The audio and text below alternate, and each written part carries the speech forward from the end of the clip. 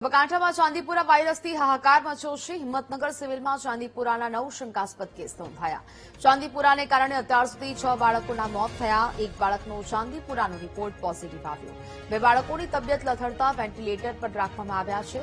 ચાંદીપુરાના લક્ષણો દેખાવા પર હોસ્પિટલનો સંપર્ક કરવા માટે તંત્ર દ્વારા સતત અપીલ કરવામાં આવી રહી છે। તારીખે લઈને અત્યાર સુધીમાં ચાંદીપુરા સસ્પેક્ટેડ વાયરસની અંદર 9 દર્દીઓ આપણા હિંમતનગર સિવિલ હોસ્પિટલમાં દાખલ થયા છે। એની અંદર 8 જણનો રિપોર્ટ આવી ગયેલો છે અને એક રિપોર્ટ આવવાનો બાકી છે। એમાં એક પોઝિટિવ આવેલું, એનું મૃત્યુ થયું છે અને એક સાજો થઈને ઘરે ગયો છે।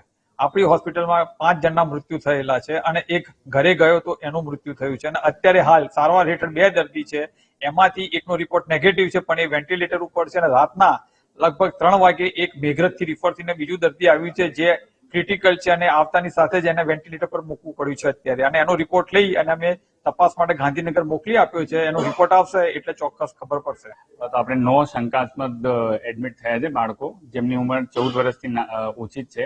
હવે એમની અંદર અમારે 6 એક્સપાયરી થઈ છે અને પોઝિટિવ કેસ જોવા જઈએ તો એક ઉદયપુર રાજસ્થાનનું જ હતું। બાકીના બધા અત્યાર સુધી જે કેસીસ છે બધા નેગેટિવ છે। એક પેશન્ટને આજ સવારમાં જ એડમિટ થયું છે, એમની રિપોર્ટ અમે મોકલાઈ છે।